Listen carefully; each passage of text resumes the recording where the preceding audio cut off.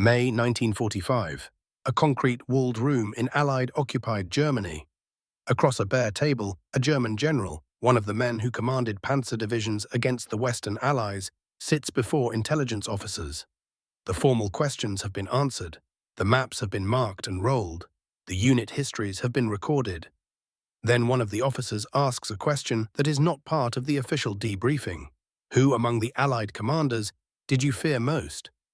The general pauses, not because he does not know the answer, because he has been thinking about it since 1943. He gives a name. In another room, days later, a different German commander, a staff officer who served on the Western Front, is asked the same question. He gives the same name. Across dozens of post-war interrogations, Allied intelligence officers notice a pattern. The answers vary when the question concerns strategy, logistics, coalition command. Different names for different qualities. But when the question narrows to a single point, who was the most dangerous operational commander you faced in the West? One name recurs with a regularity that is not coincidence. George S. Patton, not because he was the most senior, not because he commanded the largest force, not because he designed the invasion of Europe or the grand strategy that won the war. German officers were not confused about the difference between a theater commander and a battlefield commander. They named Patton because Patton did something that broke the German way of war. He denied them time.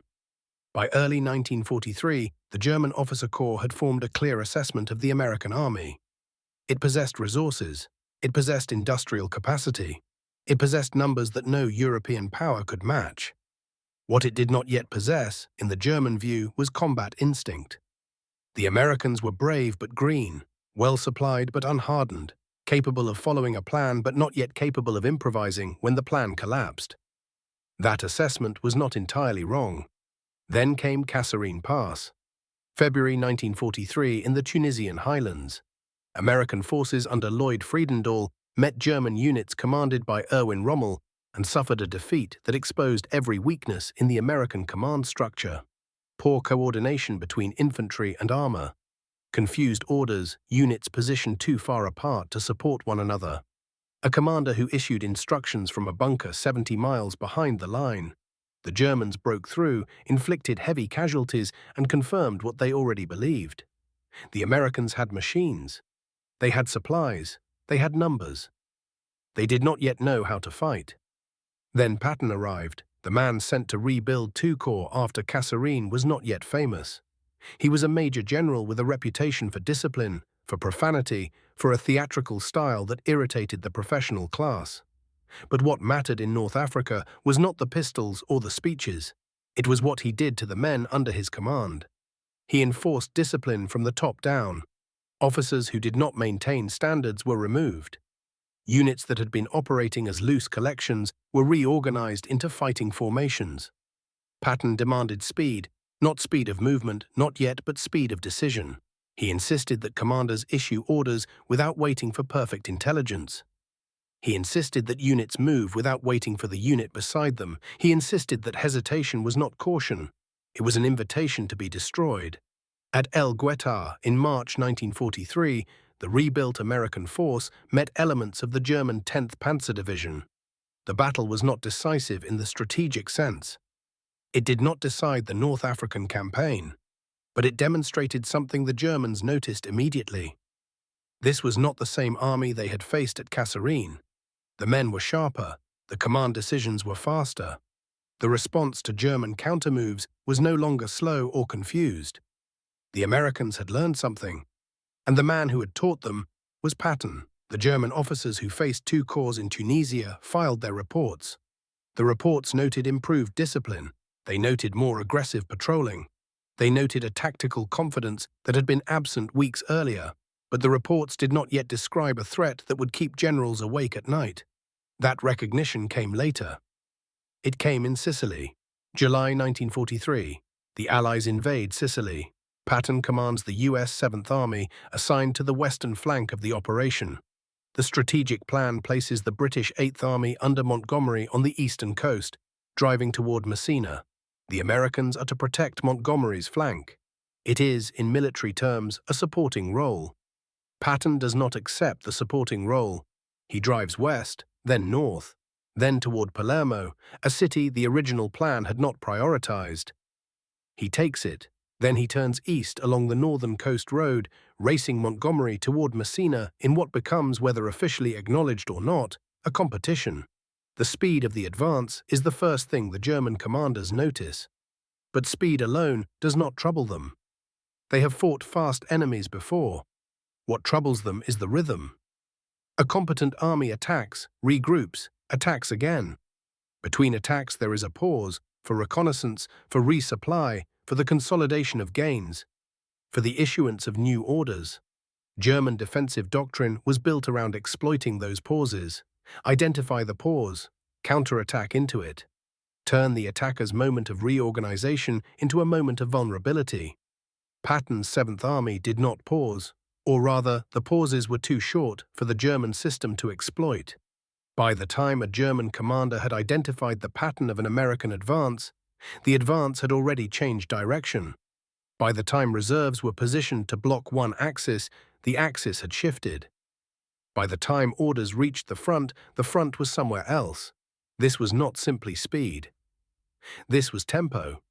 Speed is how fast a unit moves. Tempo is how fast the entire battle changes shape.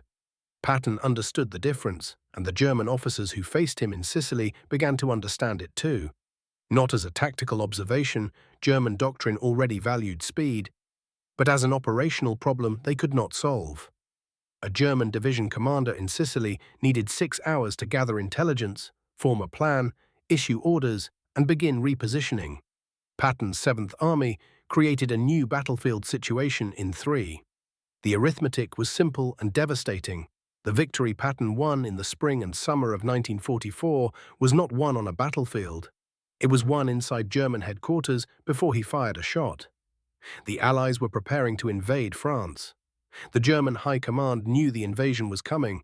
The question was where? Normandy or Pas-de-Calais? The Pas-de-Calais was the logical target, the shortest distance across the Channel, the straightest route to Germany. German intelligence, shaped by a network of double agents the British had already turned, leaned toward Pas-de-Calais. The Allies reinforced that belief with a deception operation of extraordinary scale. Fake radio traffic. Inflatable tanks, phantom divisions, a fictitious army group assigned to the shortest crossing. That army group was called the 1st United States Army Group, FUSAG, and at its head the Allies placed George Patton. The reasoning was simple. The Germans respected Patton. They believed correctly that he was too important a commander to be left in reserve during the main invasion. If Patton appeared to command the force aimed at Pas-de-Calais, then Pas-de-Calais must be the real target. The logic was sound. And it worked. In the weeks before Normandy, German intelligence tracked Patton's Phantom Army. Reports circulated through the Oberkommando der Wehrmacht. Divisions were held in place near Pas-de-Calais, divisions that could have reinforced Normandy in the critical first days after the landings. When Allied troops went ashore on June 6, 1944, German commanders still hesitated. They were waiting for the real blow, the Patton blow. That hesitation was expensive. It slowed the German response at the exact moment speed mattered most. It kept armored divisions stationary when they should have been moving. It bought the Allies time to secure the beachhead, to push inland, to begin the breakout. Patton had shaped German decision-making while sitting in England, commanding an army that did not exist. That is a rare kind of power. Most generals influence the battle by giving orders. Patton influenced the battle by existing in the German imagination. He had become a weapon before he ever arrived on the continent. In late July 1944, Operation Cobra shattered the German line in Normandy. The breakout was sudden, violent, and complete. And on August 1st, Patton's Third Army became operational in France. This was the moment his style found the battlefield it needed. Open roads, a retreating enemy, broken defensive lines, a logistical network that, however strained, could support rapid movement, and a commander who believed the worst mistake an army could make after a breakthrough was to stop and admire it. Patton did not want a breakthrough. He wanted exploitation. He wanted pursuit. He wanted to turn a cracked line into a collapsing front. Third Army moved across France with a speed that made the German command system fail. A German intelligence report compiled on the morning of August 7th would be obsolete by the afternoon. The location of Third Army's spearhead, reported with confidence at noon, would be wrong by evening. A defensive line planned for the following day would find no enemy in front of it, because the enemy had already passed through the gap and was now 40 miles to the east. This was not simply a logistical problem for the German High Command, it was a cognitive problem. If you do not know where the enemy spearhead will be tomorrow, you cannot build the right defense today. If every report is already old by the time it reaches headquarters, command begins to fail. If the map changes faster than the decision cycle, decisions become guesses. German staff officers were trained professionals. They were not incompetent, but they were operating inside a system that required a certain minimum of time. Time to gather information, time to assess it, time to issue orders, time for those orders to reach frontline units. Patton attacked that system at its most vulnerable point. Not the tanks, not the infantry, not the logistics. The decision cycle. The time it takes for information to become action. A report that would be useful against a slower commander became outdated against Patton. A reserve unit sent to block one road discovered that Third Army had already shifted to another. An order to hold a river line arrived after the river had been crossed. The Germans were not simply being outmaneuvered, they were being out-tempoed. The battle was moving faster than their ability to process it. By September, Third Army had reached the Moselle. The advance had covered hundreds of miles. The German forces in France had been routed, destroyed, or driven back toward the border. But the advance was stalling, not because of German resistance, but because of fuel. Third Army moved so fast that its supply lines could not keep pace.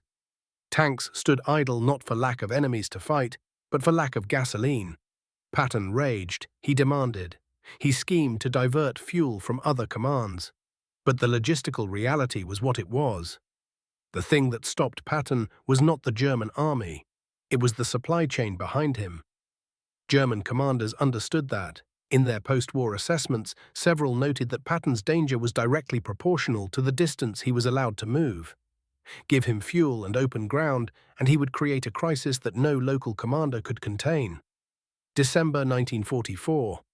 The Ardennes Forest. Germany launched its last major offensive in the West. Unternehmen Wacht am Rhein, a desperate thrust through the weakly held Ardennes sector, aimed at splitting the Allied armies and seizing the port of Antwerp. The attack achieved surprise. American forces were pushed back. Bastogne was surrounded. The weather grounded Allied air power. The situation in the first days was genuinely serious. Patton was preparing his own offensive to the east. When the German attack materialized, he was asked to turn his army north, to disengage from one axis of advance, pivot 90 degrees, and move toward Bastogne through winter roads and freezing weather. A large army does not turn like a vehicle. It requires new orders. Road control, fuel calculations, unit sequencing, coordination between corps and divisions. The normal estimate for such a maneuver under winter conditions against a clock was measured in weeks. Patton had already considered the possibility. When the call came, he was ready. He had instructed his staff to begin planning for a northern turn days earlier, while the scale of the German offensive was still unclear. The plan existed, the routes had been mapped, the fuel allocations had been calculated. Third Army disengaged, pivoted, and began moving north within 48 hours. The relief of Bastogne became one of the defining moments of the campaign. German commanders were not surprised that Patton tried. They were surprised by how quickly the attempt succeeded. The speed of the response, not the speed of the tanks, but the speed of the decision, was something they had not anticipated. That is the Patton again. Not simply aggression, not simply movement. Speed of recognition, speed of decision, speed of execution under conditions that would paralyze a slower command. An officer who waits for perfect clarity before acting gives the enemy the same gift he receives: time. Patton did not wait. After the war, Allied intelligence officers conducted systematic interviews with captured German commanders. The interviews were compiled into manuscripts, filed, and eventually declassified. They represent something rare in military history. The honest professional assessments of one army's leadership by the officers of the army, it defeated. The assessments of Patton follow a consistent thread. General der Panzertruppe Heinrich Freiherr von Luttwitz, who commanded the Cannes-Wien Panzer Corps during the Bulge, described Patton as the American commander who most closely understood mobile warfare in the German sense, Bewegungskrieg, the war of movement. He noted the speed with which Third Army turned north. He did not call Patton reckless. He called him the most dangerous American he faced. General der Infanterie Günther Blumentritt, who served as chief of staff to von Rundstedt, compared Patton directly to the commanders the Germans themselves had produced. In Blumentritt's assessment, Patton was the Allied general who came closest to the operational thinking that had defined German armored doctrine. General Feldmarschall Albert Kesselring, who commanded German forces in the Mediterranean and later in the West, offered a more measured view. But even Kesselring, never an enthusiast for Allied generalship, acknowledged that Patton's presence on the map changed the calculations of every German commander who confronted him. The words that appear again and again in these post-war interviews are not about the pistols or the speeches or the theatrical persona that so fascinated the American press. They are about tempo, about the refusal to pause, about the speed with which an exploitation became a pursuit, about the difficulty of stabilizing a front against a commander who did not respect the normal rhythm of attack and regroup. Not because Patton was the perfect general, he was not. He made errors of judgment. His personality divided opinion. His public statements repeatedly caused political crises for the Allied command. He was, by any honest accounting, a difficult and sometimes insubordinate subordinate. But the German officers who faced him were not asked to evaluate his personality. They were asked to evaluate his operational effect. And on that question, the record is remarkably consistent. Patton denied them time to think, time to prepare, time to recover, time to build a defensive line, time to decide where the next blow was coming. In a war where Germany was already losing the arithmetic of men, machines, and industrial output, losing time was losing everything. A commander who forces the enemy to think about him even before he moves has already taken something from them. He has taken certainty, he has taken calm, he has taken the ability to plan. That was Patton, not simply an aggressive general, not simply a charismatic leader, not simply a man who understood tanks. The Allied commander who most consistently turned movement into pressure, who exploited confusion, who forced reactions, who made German planning feel late. And in war, being late is fatal.